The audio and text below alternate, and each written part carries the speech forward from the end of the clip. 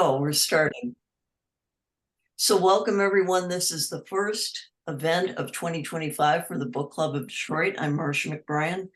I'm president of BCD. And I just want to say how pleased we are to have Dr. Jennifer Larson as the first speaker this year. If you received the invitation, then you know everything and pretty much anything that I could tell you about Dr. Larson, except I was very pleased to see the article that she wrote for the Fabs blog and newsletter Joie de Vivre about Lord Peter Wimsey, because I thought I was probably his last living fan, and I was very relieved to find out that I am not alone. So we're really looking forward, I know, to hearing from her. Again, please, unless your name is Jennifer Larson, please mute yourself. And we will have time for Q&A at the end.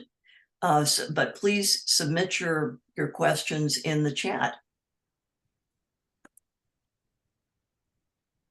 And now I'm going to mute myself, and I'm going to turn things over to Dr. Larson.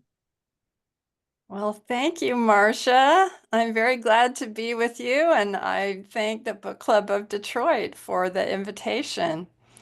Now, before I fire up my PowerPoint, there's a couple of things I want to show you having to do with format, because I collect small formats, and some of them are miniature and some of them are not.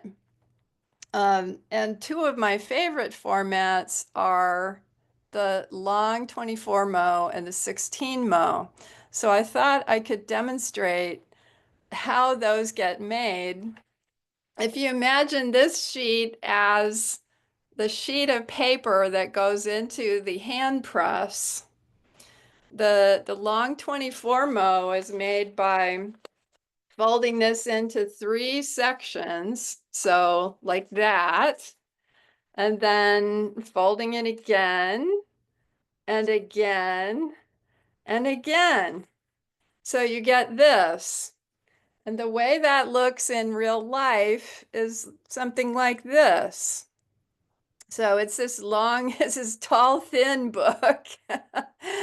And another one that I like very much is the 16 mo, and that's much easier. You just fold it in half, in half, in half, and in half. So you get a little more of a chunky, boxy, not exactly square, but this is an example of that. So this is a 16 mo. And I'm going to be talking about these quite a bit, so I thought I would show you how they work. All right, let's see here.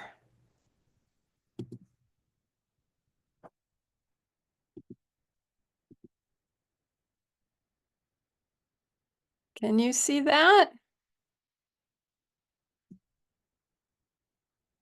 Yes? All right, very good. So what you're looking at here is a part of my collection that I keep in an antique pie safe.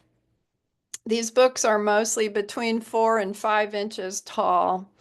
I also have a pantry cabinet, a vintage medicine chest, and a curio cabinet for my miniature books. The collection includes about 300 items. I started collecting as a child, but most of my books have been acquired since the 1990s and the advent of the World Wide Web, which made it so much easier to find books. And as you know, the format of a hand-pressed book is determined by how the original printed sheet was folded and cut. If the original sheet had 4 pages per side, it's a quarto. If it had 8 pages per side, it's an octavo, and so on.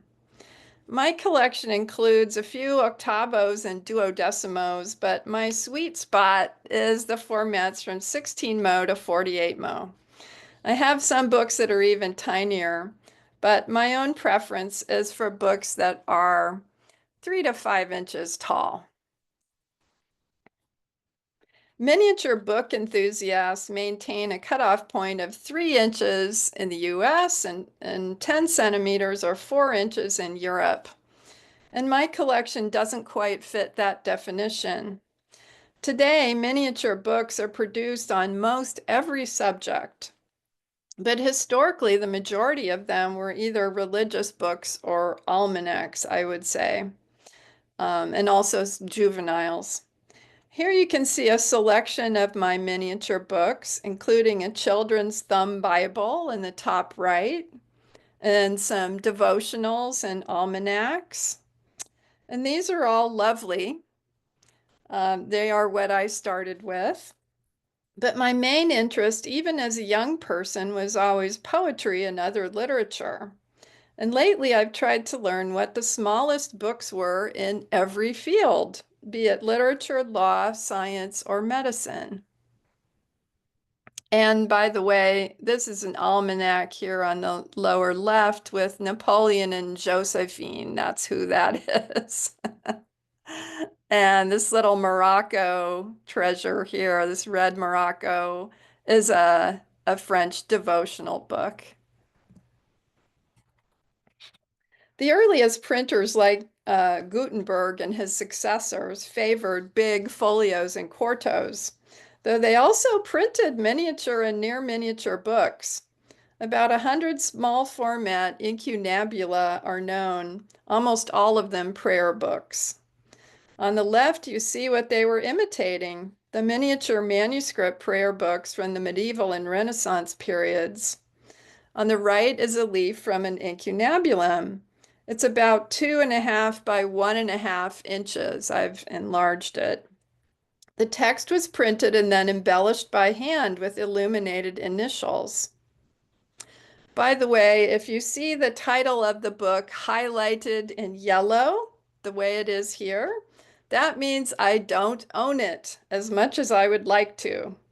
And if there's no highlighting, it means it's from my collection. One of the great scholar printers of the Renaissance was Aldo Manuzio, or Aldus Manutius, as he's called in Latin. He had the idea of removing all the extra notes and commentary from medieval versions of classical texts and simply presenting the work itself in an octavo format, which is the size of a trade paperback, roughly, and much handier for reading than a big folio. He called these libelli portatiles, or portable little books. The examples here are from the collection of Kim Brooker, which is currently being sold at auction in a series of sales at Sotheby's. The two on the left are illuminated to look like manuscripts, and the one on the right shows how plain Aldus's title page were in the beginning. He decided to publish the Latin love poets Catullus, Tibullus, and Propertius together in one volume. Remember that, because we will see that combination again. On the left is Sebastian Brandt's 1494 woodcut of The Book Fool, showing how books were stored and read in the Renaissance. They tended to be so big and heavy that you had to read them at a lectern. And on the right is my copy of Cicero's Speeches on Oratory, printed by Aldus's son Paolo in 1569. It's an octavo, a nice size to hold in your hands and read. And the reason I bought such a big book is that it has the iconic anchor and dolphin printer's mark of Aldus. Alessandro Paganini and his father Paganino were printers in Venice and then in Toscolano on the beautiful shores of Lake Garda. They're best known for producing the first printed Quran in Arabic, which they hoped to sell to the Ottoman Empire. Apparently, the entire print run was lost except for the one copy in Venice that you can see a picture of on the left. More successful was Alessandro's invention of a new format, the long 24mo, and that was the one that I showed you. He was inspired by Aldus's portable books and decided to make them even smaller. Like Aldus, he published Latin classics and some Italian vernacular authors like Dante. This is Dante's, it's a map of Dante's Hell. And Pietro Bembo and people like that. Um, on the right, you see two wonderful contemporary bindings on these Paganinis. I don't own either of those, but I wish I did. In this portrait by Bronzino, the lady is holding a little book about the size of a Paganini 24mo. Apparently, his diminutive volumes of poetry were very popular among the ladies, and his Dante was affectionately known as the Dantino. I never thought I'd be able to own a Paganini, but this past summer I bought one in a French auction, or to be more accurate, two of them. The lovely binding from the 17th century gives precedence to the Latin geographer Pomponius Mela. But the real find here is the 1516 edition of Catullus, Tibullus, and Propertius. Remember the simple title page by Aldus? So you could see that Alessandro was imitating that. The mark below the title text is a book stamp of a previous owner whom I've not yet identified. So this is one of the most thrilling acquisitions that I've made. The font that Alessandro used does not get a lot of love from typography experts. It's a kind of a hybrid between a Roman and an italic font. It was Aldus who introduced the italic font in 1500, and Alessandro came up with this in 1516, probably again imitating his hero. The long 24mo was adopted by the Etiennes, the scholarly French printing family. Robert Etienne, who printed the edition of Terence on the left, published the first great dictionary of Latin, and he was the first person to print the New Testament divided into the standard numbered verses that one still sees today.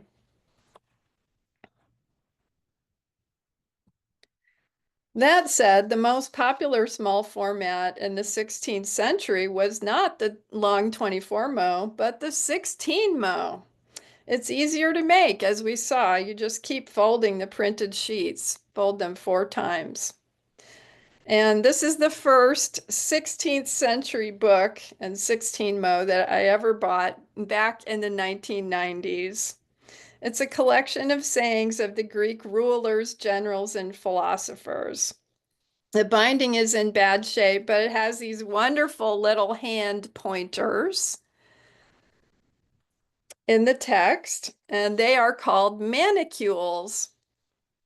I wish people still use manicules. I guess anyone could who wants to, but they're so cute, just as a way of drawing attention to something that you liked in the text. Early annotations like this used to be a big negative for collectors, but and they would even try to wash them out of the leaves, but now they're considered to add value, and I agree with that. I think they're great. This book of the Hebrew prophets has a lovely contemporary binding. It shows the squarish shape that you tend to get with a 16mo. Paris and Lyon were the two main hubs of French book production at this time, and all the printers there issued 16mo versions of biblical and classical texts. This made books more accessible to working people because books were priced by their size, with the folios always the most expensive. The costliest part of producing a book was the paper. So, big book was an expensive book. Here's a New Testament, another 16 mo with hand-colored woodcuts. In the 1520s and 1530s, small illustrated Bibles were becoming fashionable.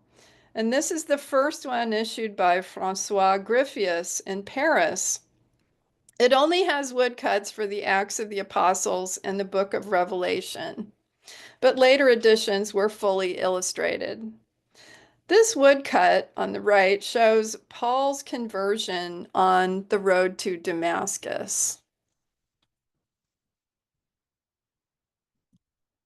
And this one I bought for the binding, which is a real stunner.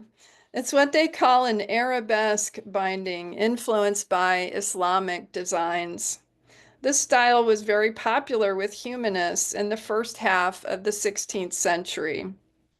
The text is a medical work, Hippocrates' Epidemics, with commentary by Galen. The whole thing has been translated into Latin because most people in the 16th century Europe could not read ancient Greek. And here's another one with that typical squarish 16 mo shape. It's Seneca's Tragedies in a practical and inexpensive vellum binding.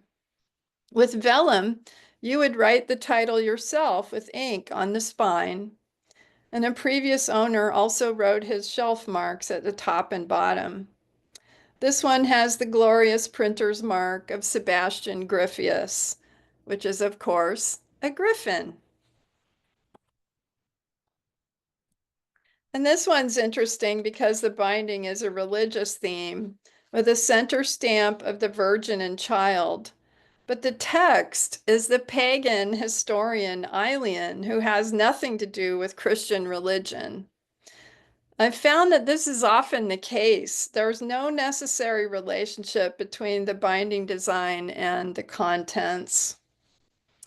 And I can't resist showing you one more 16 mo. This one is an armorial binding that belonged to an Italian count in the early 1600s. And later it was owned by a French count, Chandon de Briey, whose family established the Chandon brand of champagne. The text here is a commentary on Aristotle's Ethics. So now I'm going to move to the 1600s. When the center of gravity in printing shifted to Antwerp and the Netherlands, the Dutch printers had lots of ambitious projects like big polyglot Bibles, scientific works, and atlases of the world. After all, this was the age of Descartes, Newton, Galileo, and Kepler. But the first editions of these big ideas were issued in folio and quarto, and they were not necessarily bestsellers.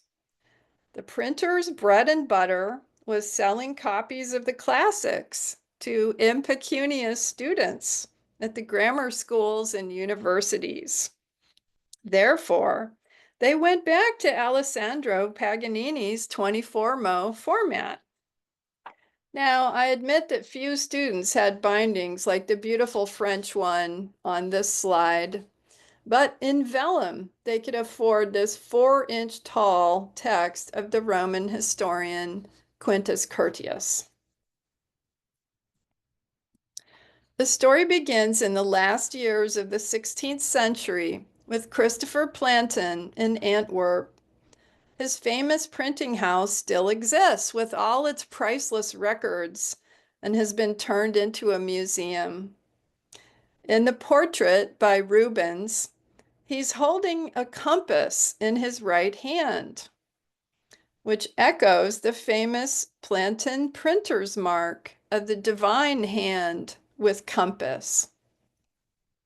Last year, I found this copy of the Roman historian Sallust at the Paris Book Fair, And I noticed that the printer's mark on it has the text backwards. See, it says labore et constantia, with labor or hard work and constancy, which was Plantin's motto. But it only reads properly if you hold it up to a mirror. I have a friend named Patrick, who's the president of the Friends of the Plantin Moretus Museum, and he collects Plantin printing errors. When I showed him this, he totally freaked out. He was too polite to make an offer for it, but I could tell he really coveted the book. We looked into it and learned that the museum still has this very wood block. Why did they keep and use a defective wood block? Well, apparently they were very frugal, and every hour of the woodcutter's time was costly. The story has a happy ending because I located a different title printed with that same block, and Patrick was able to buy that item. Now, a majority of the school books came from the branch of the House of Plantin in Leiden. This was set up by Franz Ravelingen, or Raphaelengius as he's known, a Hebrew professor at the University of Leiden. Now, Franz was too lofty and intellectual to appreciate the little books. But his sons took over the press when he died, and they poured out mass quantities of inexpensive little Latin classics. The Ausonius on the left has the luxury feature of ruling in red, which was added by the binder to every page before folding the gatherings. And on the right is Petronius's Satyricon. Some of you may know this text, which was the basis for the movie directed by Fellini. This copy lacks the famous Dinner of Trimalchio, because that fragment of the Satyricon was only discovered in the late 17th century after this was published. And even when it was discovered, they thought at first that it was a forgery. Here's a copy of Claudian, the last great Roman epic poet. Again, it's ruled in red. The poets of the late Roman Empire, like Ausonius and Claudian, are very little remembered nowadays. But back in the early modern period, they were quite popular. Claudian wrote a poem about the Greek myth of the abduction of Persephone by Hades. The same myth is depicted in Bernini's great sculpture, which many of you have probably seen in the Villa Borghese in Rome. The House of Plantin at Leiden also published some true miniatures, which are quite scarce and difficult to obtain. In researching the creation of these books, I learned that while 16 mots and 24 mots were reasonably economical to produce, a really tiny book was more costly, even though it used very little paper. There, the cost was taken up in the labor of an expert compositor to create the complex printing forms and set the tiny type. So these miniatures were not textbooks, but novelties. In fact, they made ideal gifts, usually given by fathers, uncles, or teachers to their juniors.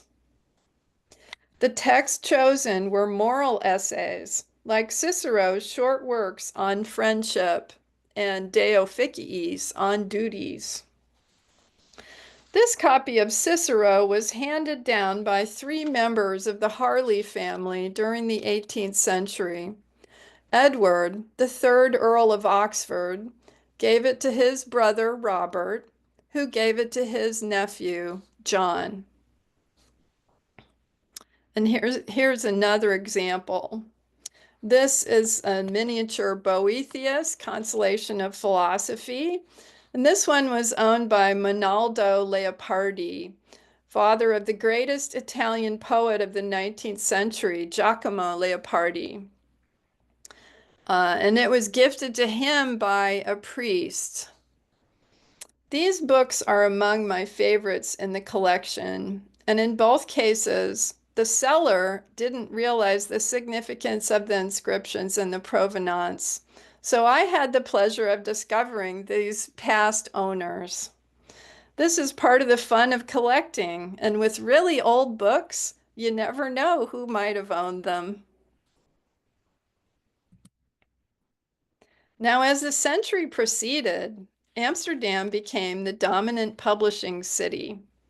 And as the Dutch East India Company pursued its trade voyages, there arose two great rivals in the area of maps and atlases, big books.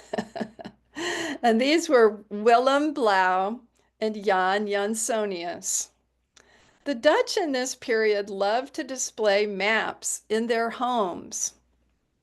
In this painting by Vermeer, you can see a 1621 Blauw map of Holland hanging on the wall. Now, in the competition between the two men, Blauw came out on top. His son published the Great Atlas Major, which is still in print. But how could he afford the years of work it took to produce hundreds of huge copper plates for the biggest publishing project of the 17th century? You guessed it. He also published a whole lot of little books. Here is a Blauw miniature, much like the Plantin ones we saw. This one is a moral essay by Justus Lipsius, one of the great humanists of the Renaissance. On this edition, instead of ruling in red, the ruling is printed directly onto each page. Blauw and Jansonius both issued a miniature version of Boethius' Consolation of Philosophy in multiple editions. And here, if you look at the title page on the left, you see the older image of Lady Philosophy by Blauw's engraver. And on her gown, you can see a sort of a staircase pattern. You see that? It looks like a staircase spiraling around and reaching all the way up her gown. This is part of what Boethius saw when he had his vision of Lady Philosophy. And it represents the upward path towards wisdom. Now, on Jansonius's later edition, on the right, you can see that the engraver simply ripped off the design, number one, and copied it. But the draftsmanship is inferior, and the engraver has misunderstood the staircase design, engraving it as folds in the gown instead. See that? He didn't really know what was going on here with this staircase. This kind of copying was rampant in the early modern period, and the laws surrounding copyright were very weak. Each of these men complained that the other one was copying his stuff. In the first half of the 17th century, there emerged another great printing dynasty at Leiden, the Elseviers. They became the official printers to the University of Leiden and issued editions of the classics that were respected for the accuracy of the texts. In the 19th century, Elseviers were highly collectible, and they're often mentioned in the literature of the time. In his book, Bibliomania, Thomas Frognall Dibdin wrote disparagingly of one benighted collector who, quote, preferred the meager classical volumes printed by Griffius in the italic letter to the delicate and eye-soothing luster of the Elsevier type. Here I have the second Elsevier edition of Horace in its pristine condition. And another very nice set of Ovid in vellum that's still almost white, its original color. So when you see these yellow vellum books, when they were originally made, they were snow white. Now imagine an entire library of vellum books. It exists in Rome at the Biblioteca Vallicelliana. It was established in 1565 by Filippo Neri, who was later canonized as a saint, and they still have his personal books there.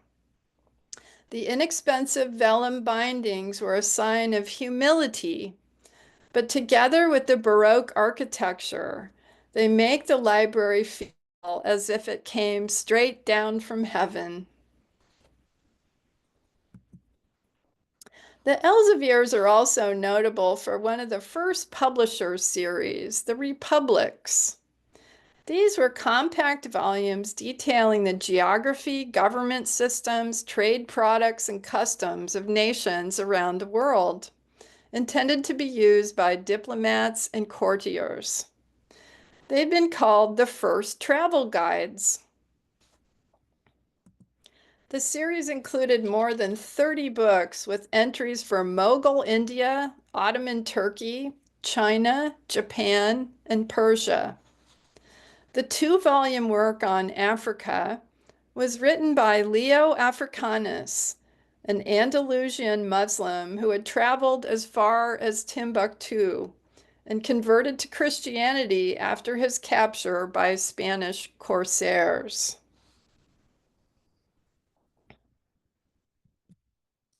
Moving outside of the Dutch and Flemish-speaking countries, I want to mention the printer Jean Genon of a tiny principality called Sedan in what is now France. He created the tiniest font then known and used it to print a 32-mo Virgil in 1625 and a Horace in 1627. I looked for these books for 15 years before finding a copy of Horace in a regional auction in France, and I have never seen the Virgil. I've only read about it. Genon went on to create another tiny font for what was then the smallest edition of the New Testament in Greek. For whatever reason, this book is much easier to find than the others. I have two copies of it, and I see it in the market often. Maybe it's because these little Bibles were treasured and preserved more carefully. Or maybe it's because the demand was great and Genon printed many more of them. I'm not sure. The 17th century was the true golden age for little books of the handpress era, and they come in all the European languages. But some little book traditions are especially strong. The Italians have always favored little books ever since the innovations of Aldus and Paganini. The fun thing about the 17th century ones is that they're often illustrated with tiny woodcut vignettes. The most popular work for small format is Torquato Tasso's Jerusalem Delivered. It's an epic about the Crusaders. These days, few people have heard of it, but for centuries it was classed with Homer, Virgil, and Dante. I got this 1602 copy inexpensively because it has a few pages missing, which a prior owner carefully replaced in manuscript. And to me, that just made this copy more interesting. I love it that he did that. On the left on this slide is another edition of Tasso. I think this one is great. It's just such a strange title page with the medallion portrait of Tasso shown in the crown of a palm tree, symbolizing the Holy Land. And inside you can see a vignette of knights jousting. And on the right, here's another Italian vernacular book, Guarini's Il Pastor Fido, The Faithful Shepherd.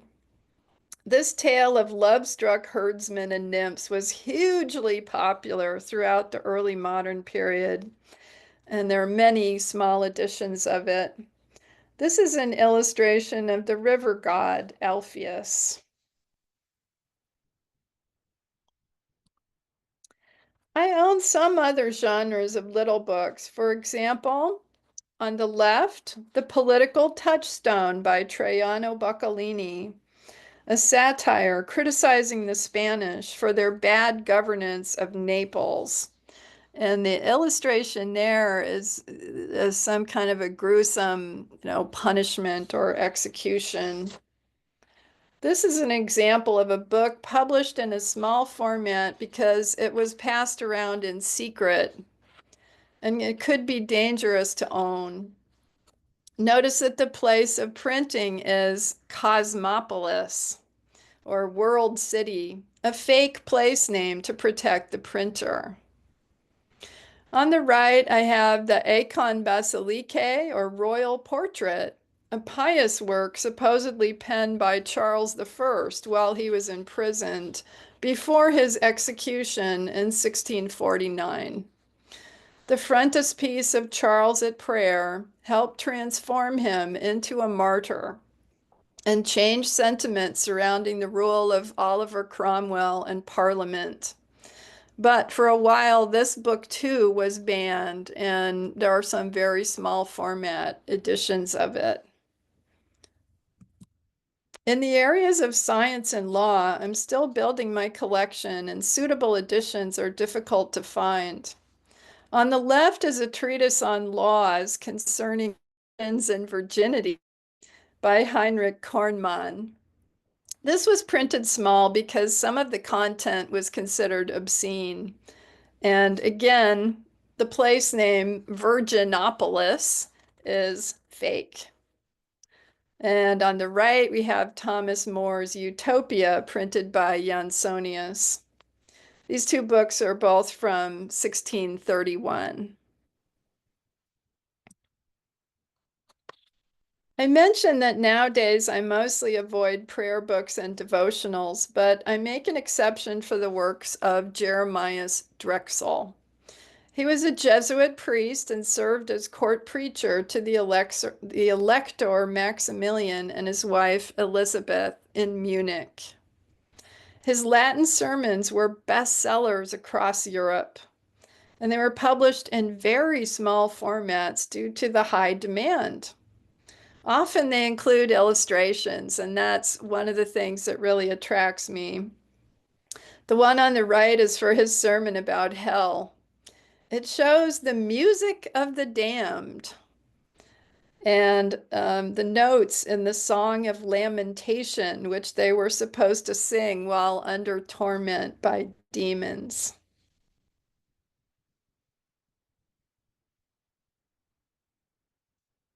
Drexel's books often contain emblems or emblem-like illustrations, which he uses to teach his moral lessons. Emblems were symbolic pictures, a key vehicle for cultural knowledge during the Renaissance and early modern period. They're related to both heraldry and printers' devices. On the left, we have the letter D from Drexel's alphabet book on the sins of the tongue. D is for detractio, a kind of slander. And in the center is a skull, a symbol from Drexel's Christian zodiac. And on the right is a complex still life of objects symbolizing a good conscience. Drexel's sermons were most often bound in vellum, but now and then I find them in really beautiful bindings. On the left is blind stamped pigskin over wooden boards with clasps, which is a typical German style of the period in great big heavy theological books, but this is a miniature version of it, which I just love. I am not sure about the origin of the one in the middle. It has a gilded stamp of a putto or cherub, crowned with wheat sheaves and holding more in his hands. And on the right is a blind stamped calf binding with a delicate filigree-like design. I think that's probably a French design. Maybe some of you could confirm that or not. Um, but I noticed that in the French bindings they have those very detailed little traceries and such, very delicate. Now we've come to the 18th century, and this appears to be a letterpress title page, but it's actually engraved. Look how much has changed. The style is neoclassical, restrained, spare, and elegant. I haven't shown you many English books, but this Virgil is from a fine series printed by John Brindley starting in 1744. He advertised himself as printer to the Prince of Wales and used the prince's badge of a crown, 3 feathers, and the motto, Ich dien, I serve. This book is in the 18 mo format with gatherings in sixes. And next we have a charming custom of the Dutch in the 17th and 18th centuries. Dutch weddings during this period involved a lot of singing, and the festivities could go on for days. It was customary to provide each guest with a little songbook as a memento. So they used the songbook, to help keep everybody together on the songs, and then they got to keep it. This one from the Dutch city of Hoorn is a true miniature, and the vellum binding with elaborate gilding makes it a delightful gift from the wedding couple to their guests. These little books are some of my favorites. During the 18th century, the Greek lyric poet Anacreon was very popular. Some of you may know that the music for the Star-Spangled Banner was originally used in a song called Anacreon in Heaven, the theme song of the Anacreontic Society in London. This was a group of musicians who looked to Anacreon as a model. There were many miniature editions of Anacreon's Greek odes and also the odes of his contemporary Pindar.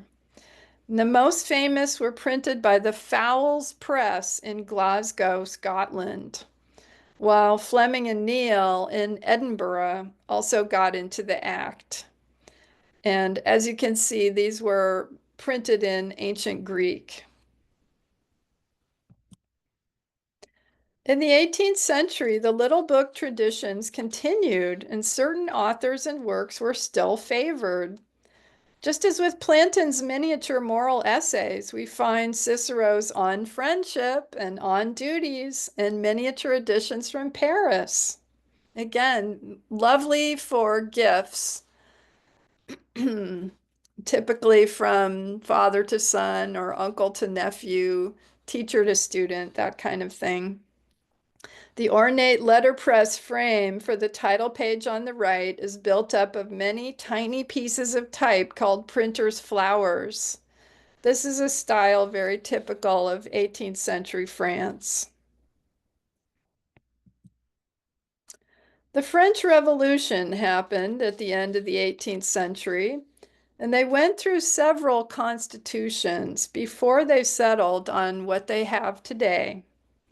On the left is the very first French Constitution of 1791 in a binding with the revolutionary insignia of the Fosques topped by the red cap of freedom. Many tiny copies were printed so that citizens could proudly carry it with them and demonstrate their credentials as good citizens of the Republic. The king accepted the 1791 Constitution, but that did not stop him from being guillotined. On the right is a royalist response to this Constitution, dated in the same year, It is a book of songs ridiculing the principles set forth in the Constitution, including the rights of women. The frontispiece is a stippled colored engraving showing an emigre playing with a yo-yo. This was a popular pastime among the aristocrats. And this is thought to be the first printed illustration of a yo-yo.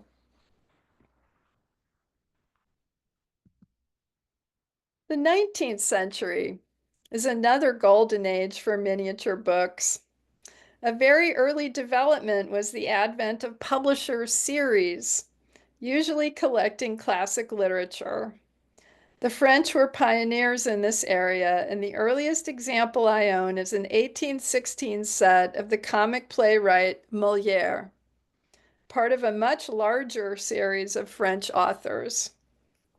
This set is extraordinary because the bindings have these whimsical tools, and they're actually butterflies driving chariots drawn by rabbits and birds.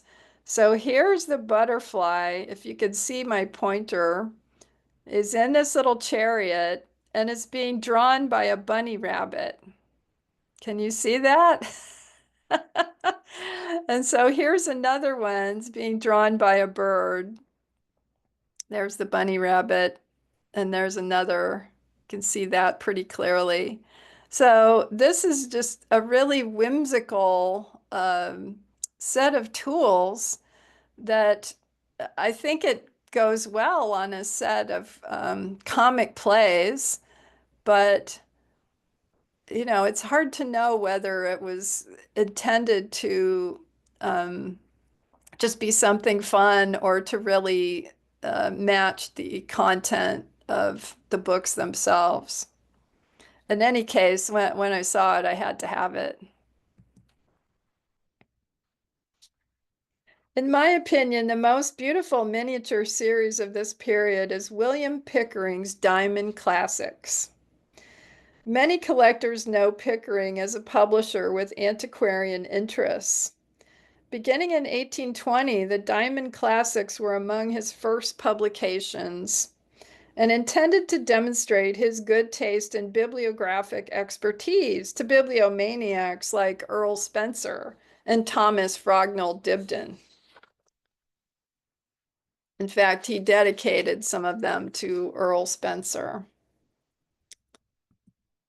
The titles he chose to publish were classics in Latin and Italian, plus Homer and the Greek New Testament, Shakespeare, Milton, and Isaac Walton, who was a big favorite of Pickering. You can see from these examples that he was well aware of the little book traditions of the past.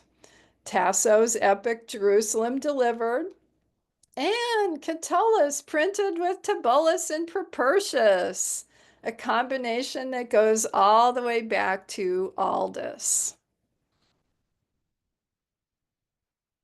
Pickering is thought to be the first to use publisher's cloth bindings. There were some cloth-bound books before him, but they were typically textbooks where they use cloth to reinforce it, over just a cardboard binding. But he started using it regularly as his books were sold in these cloth bindings. And the Diamond Classics were issued in cloth with paper labels on the spine. You can tell from these examples that the cloth varies quite a bit in color and in texture. So look at the heavy weave on this one compared with the very super fine weave on some of the others. This example with part of the spine flaked off is the complete works of Virgil, which I bought when I was a teenager. That was one of my first, it just blew my mind when I saw this tiny book. I was taking Latin in high school and I saw this tiny Latin book. I completely fell in love with them. So I really got started with Pickering in terms of miniature books for grown-ups. These are fun to collect because you can seek out both the original bindings and the custom bindings, like this one on Walton's Lives on the right, which I also bought as a young person. I found it at a community book sale in a shopping mall. Pickering's Diamond Classics were treasured by their owners and often dressed up with four-edge paintings. On the left at the top is a four-edge painting of a whaling boat with a sperm whale. Nothing to do with Cicero, as far as I can tell. With four edges, it's quite difficult to know when they were applied. And this book has been rebound in the 20th century, so the painting could be newer. But I have a feeling that the painting of Italian-style putti on the copy of Petrarch below is contemporary, or nearly so, with the book.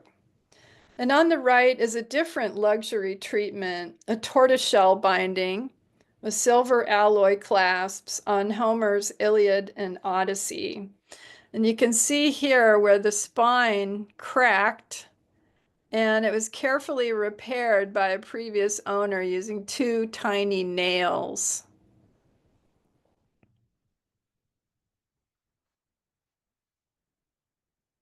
One of the collecting crazes of the 19th century was large paper copies, where the margins were extra wide. It seems paradoxical to make large paper copies of miniature books. But Pickering did this with select titles like the Iliad and the Odyssey. And these copies were given a deluxe treatment by a Parisian binder around 1890.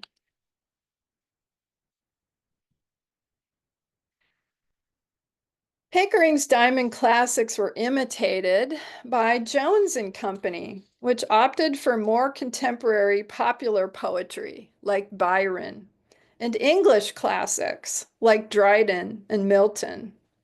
Jones took the publisher's cloth idea another step with elaborate silk bindings like this beautiful one. But these have not aged well, and usually the spines are quite threadbare. They're very fragile.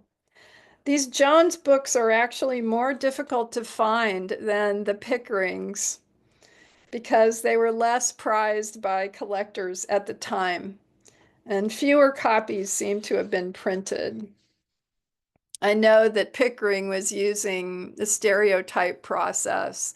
The 19th century is when the mechanized processes, start to be used in the production of books. So we're getting to the end of the handpress era here. And I'll talk about that in a second. But I've had a lot of fun collecting these Jones books, and they often have these wonderful custom bindings. Now, a little bit more about miniature typography. In France, Henri Didot of the famous Didot printing family was not to be outdone by Pickering's small fonts. Cutting the punches for each letter was hard enough, but the most difficult step in producing a minuscule font was making tiny molds to cast each piece of type. Didot solved that problem with his polyamotype process, where he cast a set of several letters using one mold, and then broke up the letters afterwards. The first book printed with these letters in a 2.5-point font was La Rochefoucauld's Maxims. So that's this one on the left. And this, of course, is a true miniature book. The second book that Henri printed was the Horace of 1828, where he embedded an even tinier version of his own name in some of the typographical dividers. So I've circled in red the divider. And then if you magnify that, you can see that Henri put his name in it, Henri and Didot. And this is about a 1 point font. I mean, it is really tiny. Um, and he is such a show off that he put his first name in italics and his surname in Roman to demonstrate that he had created both an italic and a Roman font using this process. I mean, and he even talks in the preface to this Horace about how he's done a better job than Pickering, and his letters are much smaller. Oh, and by the way, the green thing on the page is a lentil. So that gives you a sense of the scale.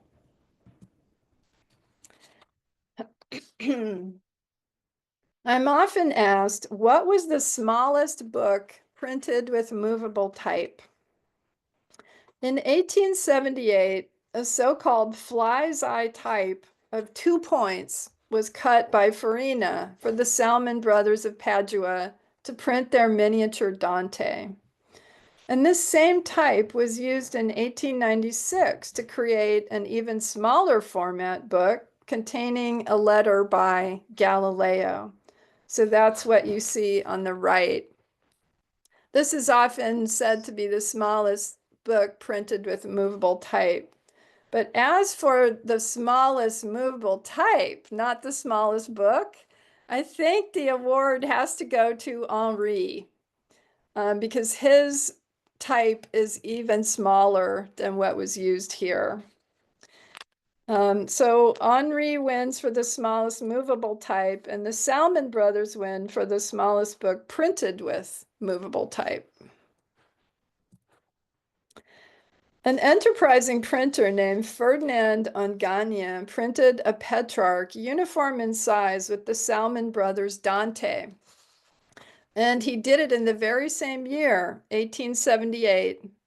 He used, though, a photo reduction process in order to achieve this, bypassing the entire task of hand typesetting and, of course, casting that minuscule type. This still makes for a stunning miniature book, but it does represent how mechanical processes for paper making, typesetting, printing, and binding were taking over the industry by the late 19th century. Even Pickering, as I mentioned, had used wove paper and stereotyping. So if we're okay on time, are we okay, Marcia? Yes, we are fine. We are good on time. Super. Then I'm going to finish up with an overview of traveling libraries through the centuries. The earliest portable libraries of printed books emerged in the 16th century. A great example of this is the set made for Pietro Duodo, a Venetian diplomat who did a lot of traveling, so he needed to carry books around with him. His books are drop dead gorgeous, and you recognize them instantly because of the ornate bindings. So here on the left is an example of a Duodo. And then when I went to Chantilly in France, and I was looking in the library there, I immediately spotted these duodos on the shelf because you just can't miss them. Once you see them, they just stick in your mind. The interesting thing is that the editions themselves were mostly those inexpensive 16mo formats, the versions of Latin authors, like the ones I showed at the beginning of this presentation. It is the uniform bindings that make them special. So one of these, for example, in the Brooker sale, they would expect $20,000 for one of these because of the binding, not because of the edition itself, and because it belongs to Duodo. The uniform bindings and the custom cases built for them made them special and luxury items. We know that Duodo had cases, but they're long gone. Duodo visited England, and he may have influenced the creation of portable libraries for the two young princes, Henry and Charles. On the right, you see part of the traveling library of the young Charles I. Henry was the elder, but he died and Charles became the king. You can see that the bindings are kind of similar. They are different in that the boards on these are more plain. It's mainly the spines that show the decoration. And also the editions on Charles' library are the 24mo and 32mo books from Plantin in Antwerp, which superseded the 16 mo's from Paris and Lyon as the smallest available in the early 17th century. Not long ago, this collection of Plantin Raphaelengius Latin classics was advertised for sale. And this is a perfect example of a traveling library from the beginning of the 17th century, very close to what the two young princes had. Now, I could never afford something like this, but I do have many of the same editions, like my Claudian. That's the editions that they're using in this. Between 1617 and 1619, William Hakewill commissioned a series of 4 portable libraries as magnificent gifts for his friends. These were housed in custom boxes shaped like big folio books. Inside the front cover of each is a sheet of vellum painted to look like the canon tables in a medieval gospel book. This is the list of contents. Each book is bound in gilt vellum with different colored ties for different subjects. And a majority of these, too, are from Leiden. And again, they're from the Plantin Raphaelengius Press. Moving to the 18th century, the vogue for portable libraries continued. Edward Gibbon, author of The Decline and Fall of the Roman Empire, owned a portable set of Brindley's Latin classics, bound in red morocco and housed in a felt-lined wooden box. They probably looked very much like my copy of Brindley's Virgil. On the right is an early publisher's series, Bell's Traveling Library of the Poets of Great Britain. As with the Hakewill sets, the box is made to look like a large folio book. Napoleon Bonaparte ordered several portable libraries, going so far as to have the books themselves custom printed in a small 12mo format. That's what he specified, with virtually no margins, a practical measure to make them less bulky and heavy. But that must have made the book designers cringe. No margins. He had at least 1,000 volumes covering all subjects then available. And his libraries were housed in mahogany boxes at first, and then oak, when it was realized that the mahogany boxes did not hold up well to the jostling from his many travels. These libraries were apparently lost on the battlefield in Russia. If you look online and you look up Napoleon Bonaparte traveling libraries, you'll see pictures, but those are not actually Napoleon's books. They're all of these types of sets that are in the French sets that are in the boxes that look like a folio book. But that's not what his libraries look like. And they have all been lost. Napoleon's libraries were called Bibliothèque Portative, and this name was retained by the French publishers who devised traveling libraries for sale to the public. On the left is another book-shaped box with a whole library of French literary classics, the Traveler's Portable Library by Fournier. And on the right is my set of the plays of Voltaire, which comes from one of these larger collections. The big innovation, which began in the 18th century with Brindley and Bell, is that the books are designed from scratch as a uniform set, even to the point of being about the same thickness. And they all come from the same publisher, instead of being assembled piecemeal the way the early libraries were. Pickering sold sets of the Diamond Classics, but I'm not aware that he issued them in cases. Some people had them bound uniformly with custom cases, like the very portable little set on the left. You could easily fit this under the airplane seat in front of you and have room to spare for your personal item. On the right is the case for the Jones Diamond Poets and Classics, bound in crimson silk with shiny black labels. You can see that the silk has deteriorated on many of the spines, but this set is in very good condition considering the materials. And here is my smallest bookcase with all the books 3 inches tall or less. If we had a fire here, it's probably the one I would go for first. And it takes up very little space. There's definitely something to be said for collecting little books. Thank you. Well, thank you, Jennifer. This has been fascinating. Because we're a small group, I think that if folks have questions or comments, they can just do that without submitting anything in the chat. We did have one question come up during the chat early on, about 10 minutes in.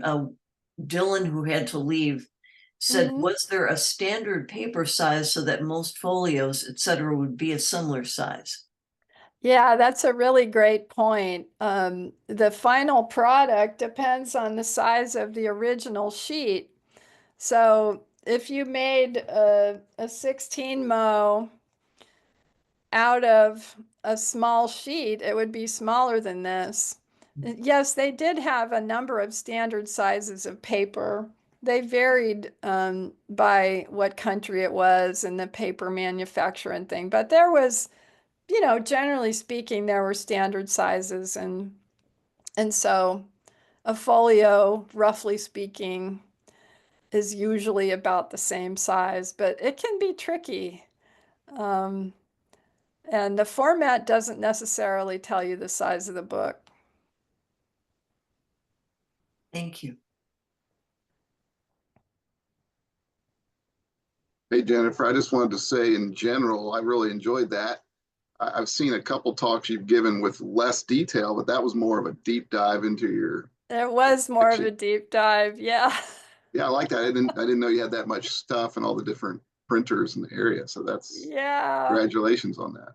thank you. Yeah, it's been a real joy building this collection and especially learning all this information about it. So Jennifer, you started building your collection in high school. Yeah, actually, even in grade school, because my first miniature book that I got and I bought with my own money was Maurice Sendak's Nutshell Library, Oh, which is a really wonderful little box set of miniature books. And I still have that, of course, and treasure it.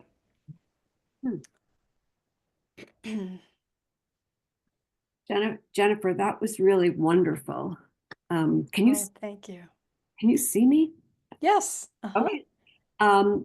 That was really wonderful. And one of the interesting things is that I think I compete with you in a lot of the collecting. Oh, which things do you have? Well, I also collect small format, and I'm pretty much known for the miniatures, but before I was even doing the miniatures, I was collecting the small format. My specialty is cloth, decorative cloth. That's publishers' bindings, and so Right. I have a really wonderful collection of small miniature and small format decorative cloth. And a lot of those go to 4.5 to 4 3/4 inches. And I just Mhm. could not include those, Mhm. But I also have some plantain miniatures and Oh, I'd yeah. love to see pictures of those or know which ones you have because Okay, those are some of my favorites. Do you have this one? I do. Yeah, I figured you would. I have that one. I have many in that set. Mm-hmm. That's Remind a me again, beautiful set. remind me again what those are called. Do you remember? Um, Actually not. Okay. This one I'm cataloging. Let's see.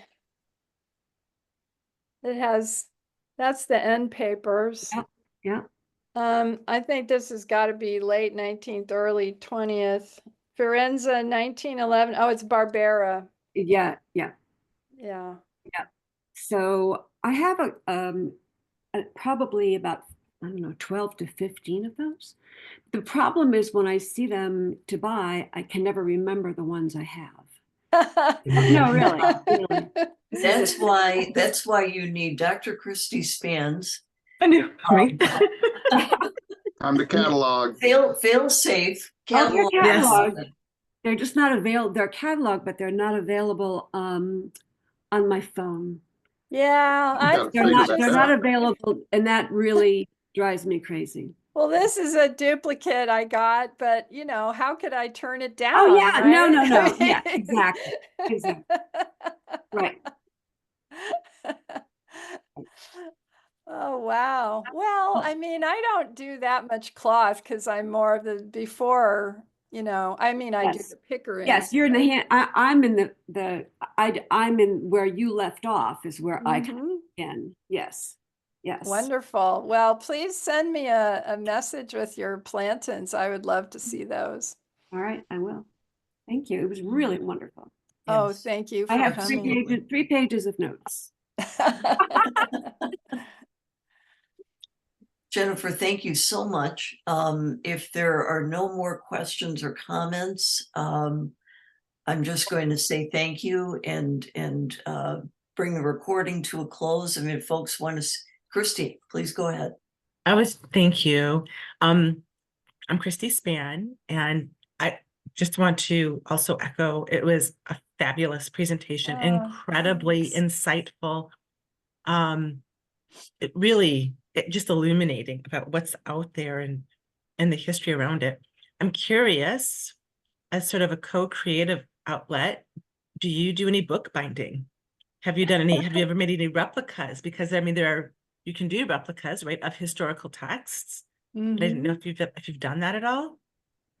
It's fascinating. I haven't done anything like that except that I did make a I have this friend who collects imaginary books. Yes. That he's got an exhibition right now in New York at the Grolier Club, and there are books that are mentioned in other books, Mm-hmm. and they only exist in these mock-ups or he makes a simulacrum of each book. So, and that he puts that into his collection, but I did help him with one title page for that. Used a lot of I used one of my title pages and then replaced the text, and oh, it was so much fun. That's neat. Yeah. That is fun. And anyway, thank you. And thank you so much for sharing your collection with us. It's just Oh, I magnificent. mean, collectors love nothing more than showing off their stuff, so thank you. Okay, anybody else? Okay, well, Jennifer, again, thank you so very much for sharing your knowledge, for sharing your beautiful collection with us. That was just fabulous. And as I said at the beginning, we have recorded this thanks to Jennifer's reminder to me. And this will be made available on our YouTube channel. And we'll also, in the next few days, I hope, get it posted to our social media. So thank you, everybody. Please keep in mind our next event, which is going to be February 22nd. We're going to be at the Gaelic League for a tour of and a presentation on their genealogy resources. They also have a book collection. It's small but interesting. So look forward to seeing everybody there. And with that, I'm going to pause the recording, and everybody have a good evening. Thank Bye. you. Good night. Hi, thank Good you. night.